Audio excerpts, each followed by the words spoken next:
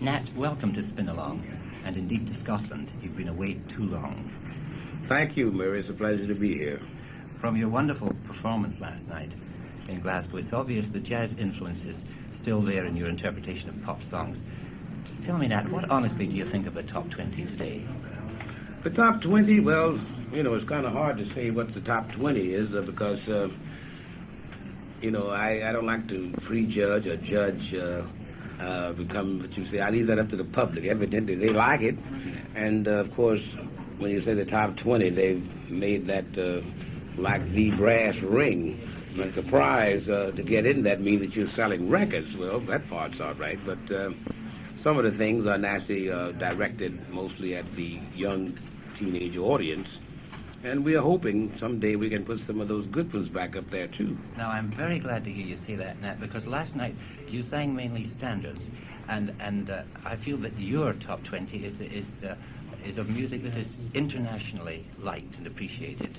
And I wondered if your repertoire on this tour to Scotland varies much from the shows you do in the States. No, my repertoire is the same. I think my audience and the things that I do best, I can't change around and become two different personalities. That's what I've been ever since I've been in show business. It's hard for me to change. I may do a few little novelty things just to change the pace of the show, but my show is always the same. Well, Nat, we thought you had changed in one way, because when you sat down to play the piano, you blew sky high the lie that's been going around that you stopped playing piano. Now, just how did that story get around that? Well, because they probably haven't heard a lot on record. I haven't been playing any piano solos in the last few years. Most of the things I've been recording have been vocals. And I imagine a lot of these people who are piano fans didn't see in the pile of albums coming out any piano, so I can see why they were sad. But the fact also remains that, not playing here as often, they don't get a chance to see me play in person. I'll admit that I haven't lately, but I hope to make a couple of piano albums soon. Well, we still play How High the Moon over and over again, and that's a wonderful record. Well, you played and you sang many, many songs. Do you find that a bit of a strain to keep this velvet quality in your voice, which is so great? Well, I would say so, because, when you do an hour and 20 minutes and twice a night like I'm doing on these concert tours, it sort of wear on you a little bit. Yes, I'm sure it does. To records, if I may, Nat, we've played on this program, The Hazy Lazy Days of Summer, which is getting a lot of plays here. Could you tell us what you've done recently that we can look forward to hearing? Well, that is my most recent recording. In fact, it's quite a big hit in the States right now.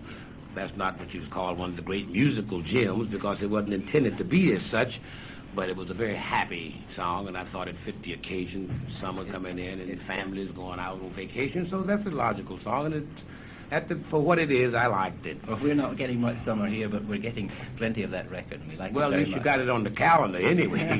Yes.